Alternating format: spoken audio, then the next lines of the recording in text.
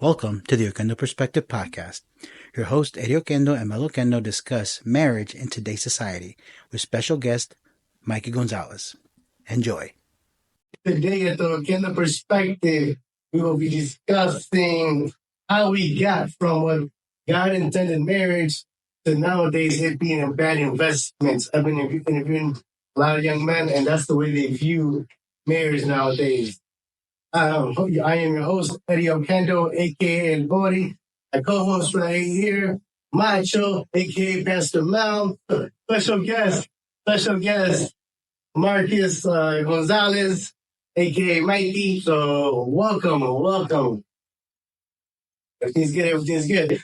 So we're going to start off we're going to throw around a couple of theories, hypotheses, if you will, of how we got to what God intended marriage to be to what it is now, and what happened in between.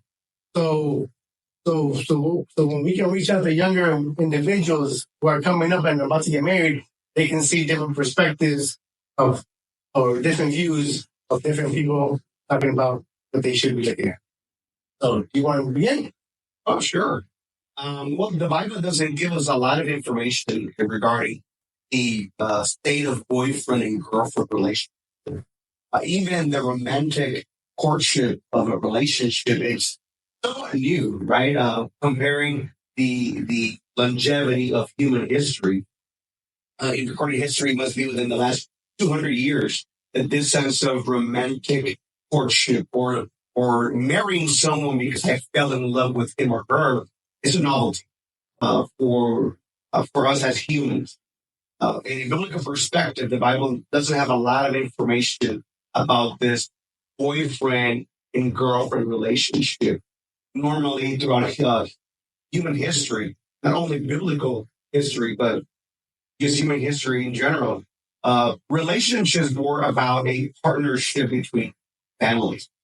It was about survival, right? So you have a daughter, you have a son, and in order for you to have a greater chance of survival, you would perhaps partner your son or daughter with a family that was also healthy, that you can join forces and have a better rate of survival for one or the other. So marriage and relationships had a very different meaning than what we give them today. Normally, a child that was a son or daughter of any particular family will be engaged to another member of another family. Like you see the story of Mary and Joseph, right? We hear a lot of words where, we sometimes hear that she was engaged to Joseph. And we have different words of understanding what does it mean. And it was more of a legal bond, right? So she was legally promised or engaged to Joseph to be married to him. And the man that was proposing to a young lady, let's say, my father had found a young lady for me to propose because it was a benefit for the family. It also had a cost. If I, as a young man, wanted to marry a daughter of another family, there was some expectations, and you basically had to buy the hand of the woman you wanted to marry, right? Because if the father is losing a daughter, that means it's one less member of the family that's going to contribute. So he's losing someone hands and that can cook, and so that young man had to pay the family for that young lady, which is kind of odd for us to understand that, right?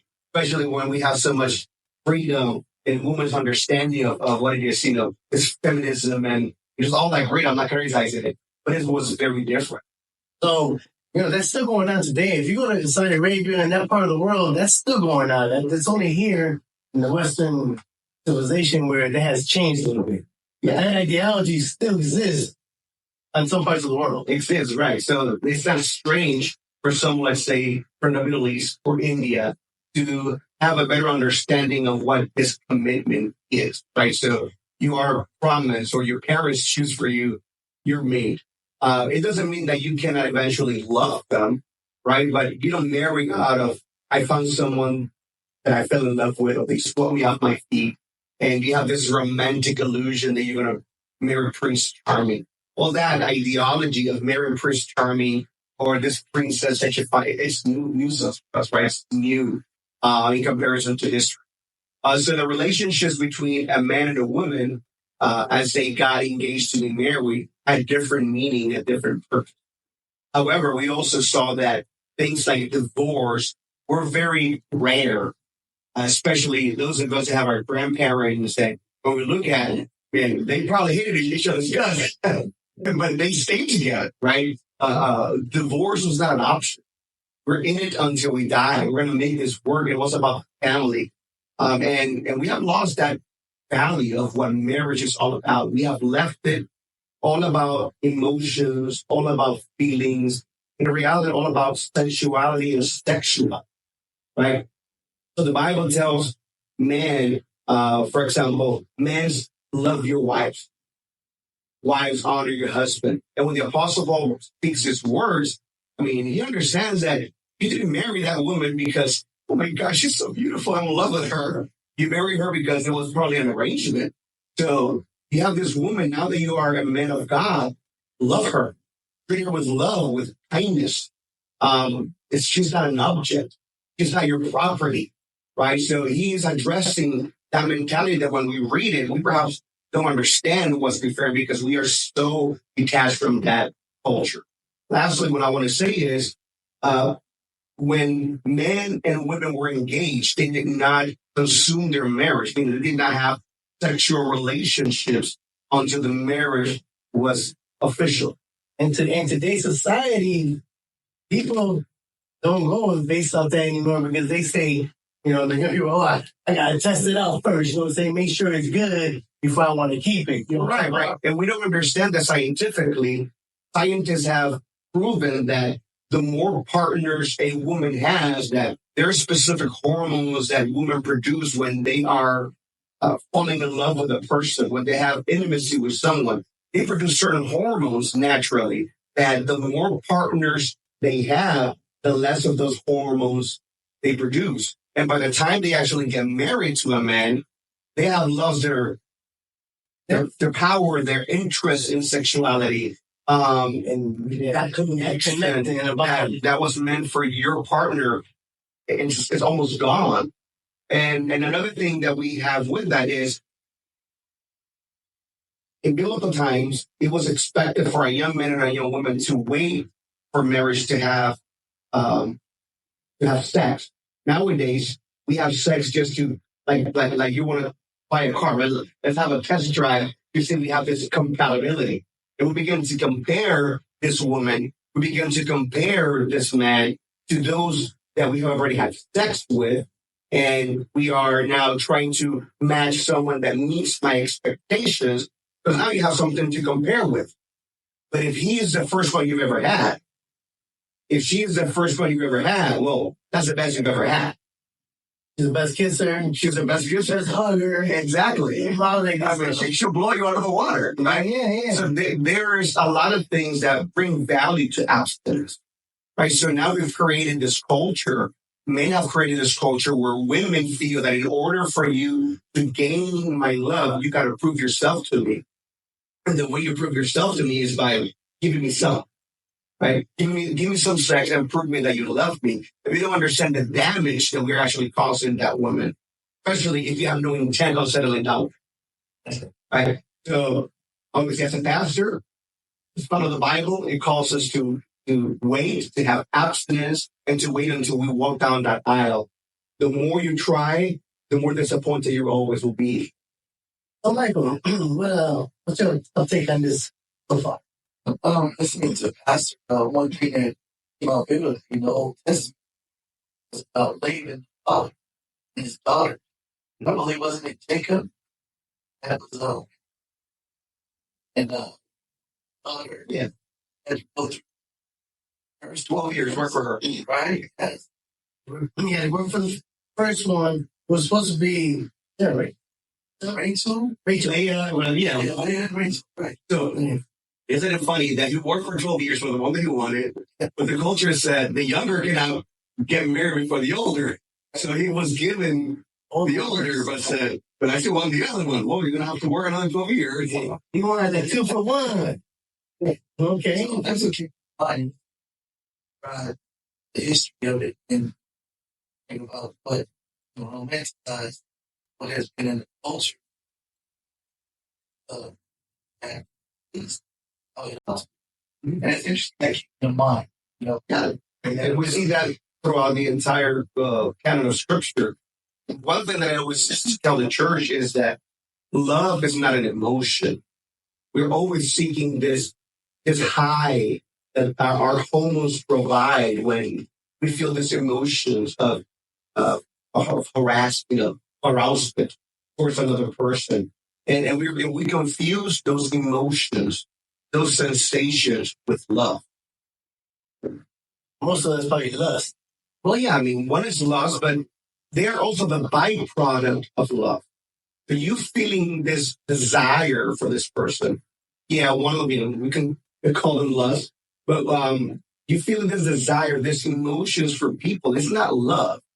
It can be the byproduct of love, but love is something you do. It's an action. It's a decision you make every single day, right? So if love was based on our emotions, if love was based on how you make me feel, and I'm going to give you back what you produce out of me, then our mothers don't love us very much.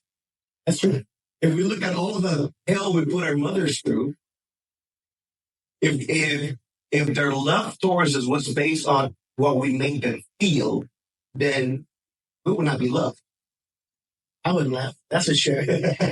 So what I'm gonna do, I'm gonna throw out a theory that I come up with, a hypothesis, if you will. So to explain how we got to what it was supposed to be to what it became today. Okay? So I'm gonna take you to the timeline of history. We're gonna go by a lot. The first 6,000 years we're gonna go by it.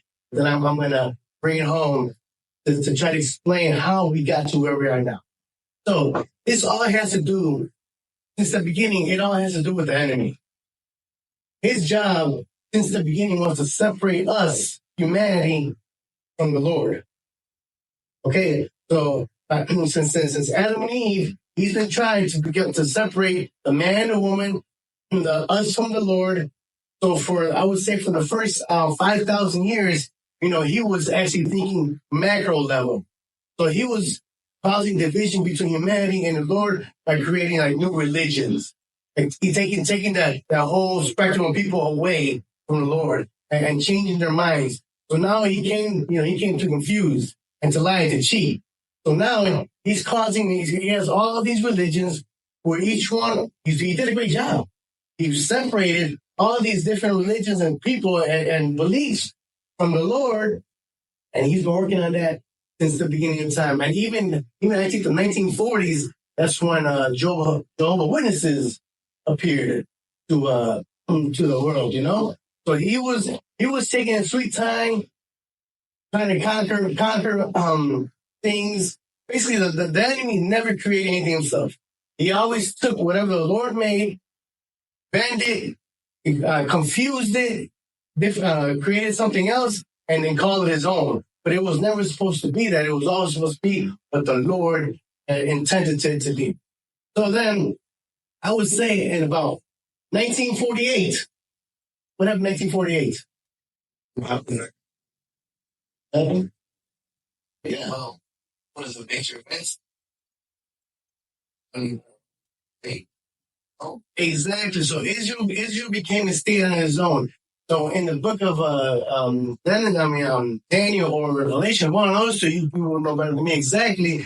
He says that when the Israel becomes a state again, that will be most likely the last generation that will be around. Is that what it said? It could be interpreted that way, yeah. Okay. So that's the way I interpret it, So right then, the enemy knows the Bible better than what we know it. So he's like, uh-oh, my time is running short.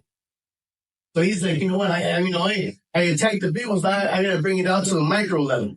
Micro level, meaning now what his intent became, like in the 1970s, to attack the nuclear family. By attacking a nuclear family, he's causing division within families. Before it was just causing division between humanity and the Lord, but now he's causing division within families. So that, and he had propagandas. He worked. The governments helped him out because he's running. He is the king of this world. So what happened was in the 1970s, welfare reform came out. Okay, welfare reform came out, and guess what? All the men were getting tossed out. I can only talk about what I know and what I've seen.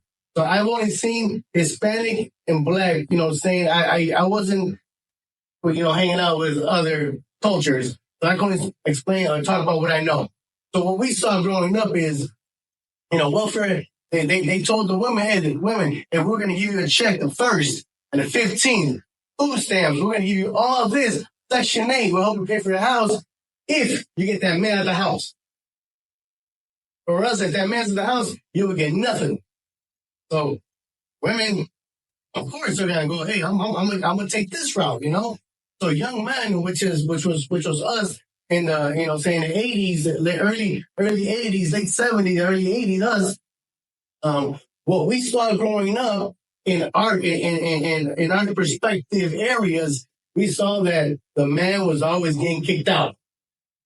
So now we're growing up, 90s, early 2000s. We're the new teenagers around that age. So we grew up not respecting women because we saw what the women were doing to the men. So we grew up like, why put all ourselves to them when all they're gonna do is kick us out? Because that's what we saw happening. So this is now there's that separation. So now there's a separation between in the family, but there's also the enemy. He attacked the young man to have a certain belief, to believe a certain thing. So now we're dating females. We're dating females, but we're not giving. We're in our heads the whole time is what they're gonna kick us out. So what we did was let's date as many women as we can, and let's have as much fun as we can. Because at the end of the day, once I choose one, I'm going to get kicked out of the house and I'm going to have to pay child support and she's going to get help and I'm going to have to struggle. Okay. So we, at that time, we were part of the problem, us men. We weren't respecting women the respect that they deserved or they needed. So that now those women started having children. In the late 90s, early 2000s, they started having children. So they raised their young men, their boys, they raised them to respect women because they didn't want their boys to treat the women like us guys treated them. So the kids were taught respect, hey, saying, hey, be nice to a girl, be good to a girl, and we love the girl. Okay, that's what happened to the boys that are young men now in 2020. So, but those same women, they had girls too. And those women, they didn't want their girls to take the stuff that they took. So they raised them. You don't need a man. You can go out there and go to school, make your own money. So see, they put that mentality in their daughters. You know what? Hey, don't wait on a man. You can do whatever you are. You can do it. And so now they created masculine females. So that's what we're dealing with nowadays. We have a lot of masculinity in females, and there's a whole lot more femininity in men because of this propaganda that the enemy threw at us through time. His time is running low, so he's attacking us. What do you think? What do you think about anything that was going on with that? Boy, there's a lot there to unpack. Yeah. Yes. What's big? One of the things that I can say as a response is, Bible declares that Satan is the father of all lies, and has taken our creative nature. We're created to worship, and if you don't worship God, you will find anything else to replace him. And the enemy knows. There's a saying in Spanish. I'm going to say it in Spanish. You can translate it on the bottom. El diablo sabe más por el viejo que por el diablo. Meaning that the devil knows more because he's old rather than because he's a devil. Mm-hmm. And something that I can respond is, there is a system in this world that began in the Garden of Eden. The only thing that I want to rebuttal in regards to is that I think that the attack on the family began in the garden. Right? So when Satan is attacking Adam and Eve, he's attacking the nucleus of the family. Right? And secondly or thirdly, what I want to respond is the Bible tells me that even though I am in this world, I'm not part of this world. And for us to not be conformed to the systems of the world, but to be transformed in the renewal of our mind. So yes, there is a system, there is a way of thinking that doesn't necessarily dictate that we have to bend to a system because hey, this is what the world is doing, and you either get on board or get out. No, I don't have to get in that bandwagon. And that mentality is do as you will. Right. Do as you will, but we don't understand how much we're hurting people or how much we are hurting ourselves by the behavior that we adapt by this system. Everyone else is doing it. Let's jump in and let's get in the jump wagon with them and let's do as everyone else does. But we are not. We have to understand that even though in the old times in other countries, marriages are or relationships are predetermined for you. We were given a gift here in America, and that is the gift of freedom. We have freedom of religion, freedom of speech, and we have the freedom to love and to choose. And we have destroyed our own freedoms, right? I think that's something that's so dangerous. And I'm going to say this with a lot of respect, right? We have been given free will. And we live in a country where we can exercise our free will. But that free will can be very dangerous in the hands of idiots.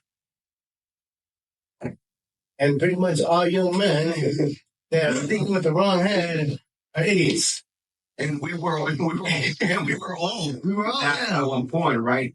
So looking back at our own lives, our own youthfulness, how many of us have done the same thing, right? All of us sitting in the similar family, and we've all heard the same speech from our parents, our uncles, which is, you know what, we are Oquendos and we are God's gift to women, right? Oquendoitis, I call it. He calls it the Oquendo. I call it Oquendoitis. I had it bad. And we all had it bad at one point, right? Where settling down is not an option, right? We are here to make every woman happy and make ourselves happy. And settling down, there's no time for that. And but we were told to spread our seed. Well, yeah, with one woman. What do you take on this about this? And this year, a lot. One thing, and it's off me, is that everything you described about the enemy is a counterfeit. Everything that God has done, He has created, He counterfeits things. Example, like we have $100 bill. There's always been a currency that will be as a standard. The economic and monetary system is on a day-to-day basis. Well, there's been people that have been savvy trying to counterfeit the $100 bill. So the government now goes out to acknowledge this problem that exists and to correct it to show the genuineness of what a $100 bill is. So when we go to the stores or in any place, see that there's a mark on these $100 bills showing that this is issued by the government and it's genuine. So when you talk about a counterfeit one, it can be identified quickly. The only way that counterfeit can be identified even quickly or just, hey, this is not the real thing, the real one, the genuine one. Same thing with the Bible, what the scripture teaches about God and humanity and relationship. And the system that you mentioned, that's right. It mentions that in the Bible, right? That there is a system that is affected on the side. Right? But how do we know this? The genuineness of the word to identify counterfeit lies as a father lies of what Satan is. So, knowing the genuineness, people get to know what truth is, and then able to identify what is counterfeit. Not just be guided in a certain way. It's like Satan attacked Jesus and tempted him in the wilderness. brought him up to that pinnacle and there just they steered to him. I hold all it. You can have look at the glory of the world. You can have anything if you like, If you worship. if you worship. And Exactly. that's what you mentioned earlier. That's right. I do worship God the Father. And if we don't worship the Father, worship something else, that is a counter. Right? So, is there any past experiences that you would like to share with the world in your personal life, or what maybe also something that we experienced growing up? Our view of the world when we say when we were 20, 19, 20, how did we view the world? Would you like to share anything? Yes. Okay, go ahead. I didn't have a girlfriend growing up as a kid, major, high school, never go. My gender was close. And a lot of girls I did. However, sharing what God has blessed me, my life, my attention to my first girlfriend. And she was a believer of the Lord. And she went out to get my attention. And all this time when I was every time I heard of a 3-week relationship, I started to get to know about I was Catholic. But now being spending time with her, like, okay, you know what? I'll get to know more about the Lord. Next. Now it's my experience. On any the Bible, what it means. Then there's a period of my life after by getting cars. So I had to learn my Christian walk through pain and suffering, parts that I part of myself. Whatever God has mercy and grace for me. Learn to know what it means to have a relationship, to understand the word. When you mentioned to ask yourself about what happened today, and now you return to eschatology, something else. However, it is, I went to relationship. I had followed Christ, where that is first. Now, how would you share that to others? Love of Christ to others in relationship. That's about marriage. I know coaching that God is like an author of man. In that union, in that covenant, how he's trying to be. So the biblical course. Now there is this like the culture in that God honors and commitment. Didn't mention about the tragedy that many families have experienced. Of course, the Bible addresses it. The devil addresses it too in a counterfeit way. So but if you go to the course of scripture, that relationship with God, Christ, Holy Spirit, say, that's Yeah. And at a young age of 19, you learn this stuff. That's you went to the wilderness and you learned all this stuff at a young age of 19. Because when I was 19, right. I wasn't thinking nothing about this. How were you when you were younger? Man, Macho. When he was known as macho. so that's how I was macho, yes. You know what? I made a lot of mistakes. I grew up, my dad was Catholic, that's how our family was. And when I was a teenager, he began going to the evangelical church. I was into girls. I was a little bit different. No. A lot into girls. So I started living with my first girlfriend when I was 15. I moved out of my house really young. 15, huh? How old was she? She was 15. Okay. Rebellious, not wanting to obey my parents and my mom, my dad. I just decided to come home and, put her through hell and put me through hell. Like I was saying, not only are you hurting the other person, but you don't understand how much you're hurting yourself with that as well. And, staying focused only on the relationship with women, I began making wrong choices, began, going from one to the other. And, by the time I was 19, I already had my first child. Sonny Eddy, which I adore. It's my greatest gift. But it wasn't until I fell on my knees and I surrendered to Christ that I really understood, you know what, I need something permanent, right? Because when you're just looking for the high, that person can only satisfy that for so long. I didn't realize that once you enter a relationship with someone, that high, that emotion of that new girl that you got, that goes away pretty quick, right? Now there are bills to pay and getting on my case and whatever. So what is the easiest thing to do according to the world and the system? Is, you know what, I'm out of here, right? Let's go to someone that can really appreciate me for who I am, and divorced and we're married again, but something has to break. We can either continue in that cycle, right, which some can call the generational curse, which are also learned behaviors. And you think that this is your thorn in the flesh. This is what the card that I was dealt. So, my dad was the same. My dad got 11 kids, and my uncle's got, 7, 8, and this is just the way I got to live my life. Or you make a choice and say, you know what? Oh, that's not right. I don't want my kids to live the way my dad lived, because I also experienced the negative consequences of my dad jumping from relationship to relationship until he had 11 kids. I already have 4. And what am I going to do? Do I surrender to God and say, God, I want something different? Or do I continue this path to live the life that my dad lived and my grandpa lived and continue to pass this on to the next generations?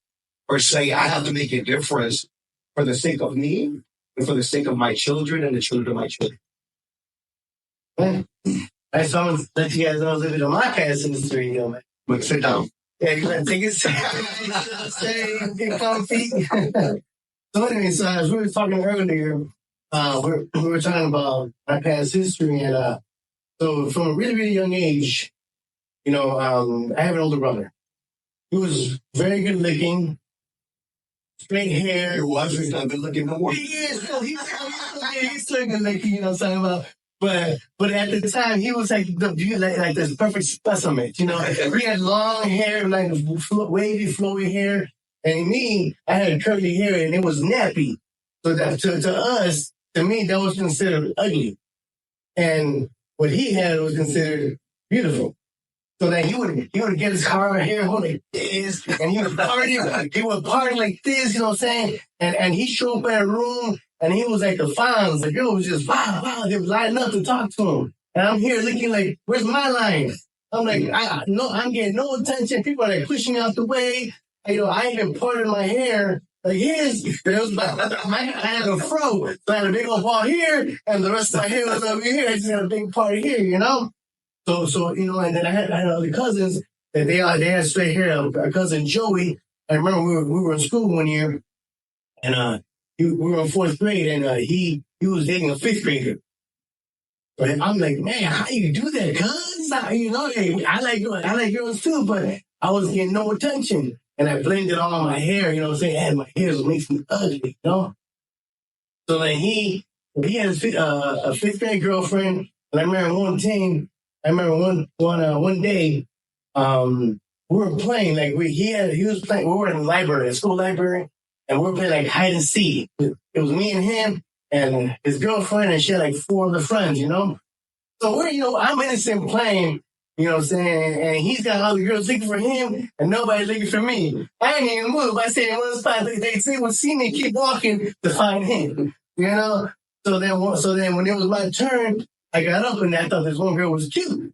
So I was looking for her every time. I'm trying to find that same one to let her know, hey, you mine. You don't know it yet, but you mine, Well, that girl told her friends, hey, why is the ugly boy keep finding me? As a 4th grader, my heart was like, oh my gosh. So I grew up believing that I wasn't, the greatest looking guy. Well, soon after that, things started to change. I was the ugly duckling, but one day I woke up and I was like, dang, beautiful spot. And now I started seeing the difference. now the girls are paying attention to me, and I'm like, okay, this is something new. I know how to handle it, you know. So then now I'm getting all this attention. I like this one girl, you know. She breaks my heart. Young, 11 years old. She breaks my heart. 11 years old. She broke it. That was I think middle school, 7th grade or something like that. She broke my heart. And you know what? I'm like, I don't want everybody to go through this ever again. So then now, all we hear on the radio is Tupac, Biggie. Females are, you know, they're nothing but hoes, you know, saying, and stuff like that. Or there's other songs, you know, I've got hoes in different area codes. So me, I was like, okay, so that's what I'm seeing on TV. And I was like, well, I guess I must be like that too. If I want to be cool and to be, you know, and to be respected by everybody, I need to have that type of lifestyle. You know, because, you know, I want what they have. They got money, they got girls, and they got cars, you know. And I'm like, whoa, okay. So then after that, you know, I had one girlfriend who I took serious. I liked her a lot.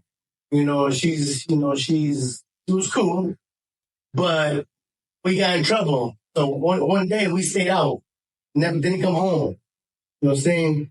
What were we doing? You guys think about whatever it is. But I was about I think I had just turned 16. So now her mom called my parents, like, where the heck is my daughter? And she was with your son. And my parents were like, I don't know. We thought they were with you. So we finally come home, and they're like, you can't see each other no more. So we were forced to separate, you know? So then I'm like, oh, here I am again. Oh, you know, I really like this girl, you know? So then I'm like, you know what, forget this. So then I just started, just like everybody else, and where I grew up on, the more girls you had, the more respect you had. The more people want to hang out with you. And you want to go out and walk. Hey, Eddie's going over here, you know what I'm saying? Let's go, you know what I'm saying? Because we know we're going to get some girls over here, you know? So then it was just like a numbers game. I was just like, you know, I had a girlfriend, maybe even 2 girlfriends, but whenever I went out, you know what I'm saying, I was out just getting numbers, boom, boom, boom, boom, and just, and I lived that lifestyle for a long time. I was an athlete in college and in high school, but that didn't help none either, because the females, you know, you're good looking, you're an athlete, they're flat. So I'm over here, I got all these options, and I've always said, since way back in the day, I've always said a man is only as faithful as his option. So a man has a lot of options, which I had, I wasn't very faithful. But if you didn't have many options, you would be very faithful to that one person, because you knew you had to do what you had to do to keep that person. So that was my mentality growing up in my teenage years.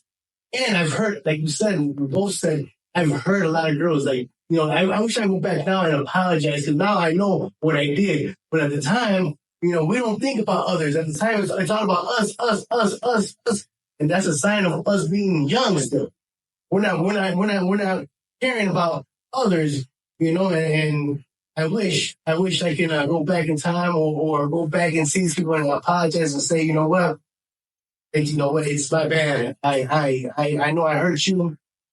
Apologize, you know, and, you know, because I know I had some good girls who I really hurt. You know, I hurt bad, and I wish I can, you know, just let them know, you know what, you guys didn't do anything wrong. You guys were good. You were good. It all the fault falls on me, you know, saying the way I used to think. So, and by telling you guys this story, I want the youth to understand that I don't think that way anymore.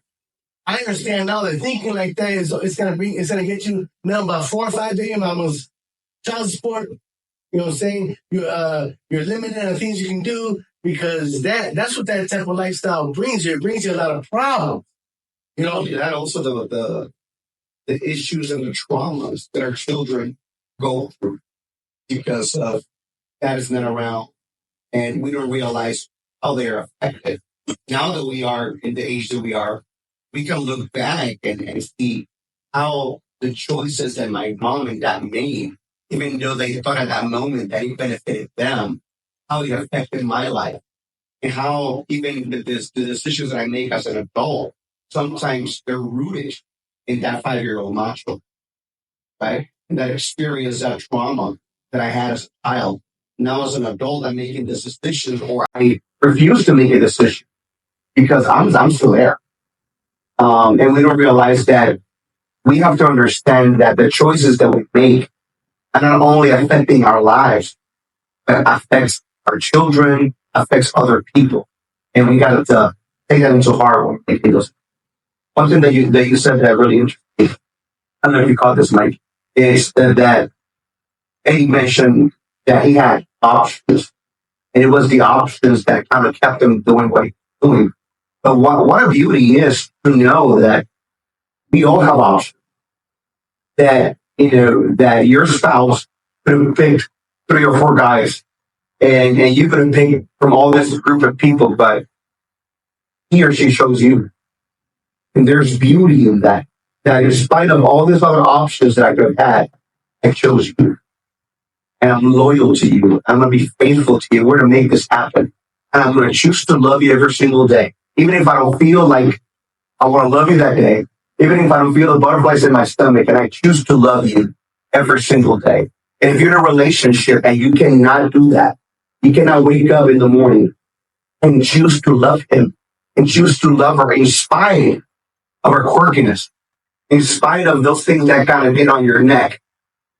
And you still love this person and choose to love him and choose to love her. If you're not in that point, then don't think.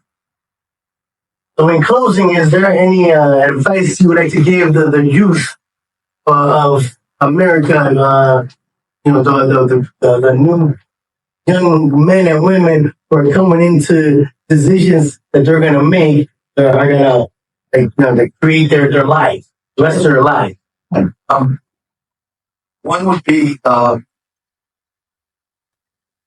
allow yourself to be caught where other people think or you make for your life in regards to it's leading you in a counterfeit way. If it doesn't feel right or not truth, question that. And I would also use all the experience, mine at 15 to 19, as a Catholic, to actually take the time to read the Holy Bible and come to the truth and revelation of who God is, who I am, and my relationship with God as well as God. And if one doesn't understand the scripture, the Bible, that's why they're asked church, you're welcome, which is like sharing the faith of God, your testimony out to others that are hurting in a similar way, or just and God knows how to use us as ones that are hurting. They were first listen. That would be something I would share. You're being nice, blessed. God is such a great man. Ask God to help God to everything is glory. Amen. Any final words you would like to say to the audience? Any good words, to advise? Yeah, Mikey was right on point. I think that as a pastor, all I can tell you is truth. And I know that you're expecting that pastor tells you that's sin, and that's immoral sin and fornication and adultery. Yes, it's all of those things. But besides that, I think that one thing that you have to learn, young man, is respect yourself. To love yourself enough to understand that if you got to prove yourself to someone to earn their love, then they're not worth it. Good. So advice I would give is, when you go out searching for your, not a boyfriend or girlfriend, I'm talking about a husband, you need to have similar characteristics. Because those characteristics can draw you apart later if you don't come into with the person that you get with. You got to have similar characteristics, similar beliefs, because that can cause major issues later. It's not always about beauty. You got to watch out because as a young person, you're thinking with the wrong head sometimes. or the females, saying, oh, they're being led astray by, oh, he has money, he has this. Follow your heart. Find a person that's gonna push you forward and not drag you down. Basically, hey, and in this world nowadays, especially here in the United States, it's very, very hard to find a good person, genuinely, saying good in the heart, and then also has similar beliefs as you do, saying, as a Christian, it's there's a lot of sheep's in wolves' clothes. I mean, wolves in sheep's clothes, whatever, however the saying goes. So be aware of that. Be aware of that, and I just if you're gonna make a rash decision, or if you have questions, it's always good to bring it to the Lord in prayer. We got Pastor Mel here. He's been a marriage counselor for years now. There's people you can go look for certain advice. Do not try to do everything yourself, because by doing that, you're going to make mistakes. Those mistakes are going to teach you, but you can avoid them by going and communicating with people who've been through it before, and they're going to tell you lovingly. Why? Because they want the best for you, and they don't want you to go through what they went through. So I go out, and respect each other with love, and I think that's just a good basis to begin at least thinking about, hey, I like this person, let's move forward.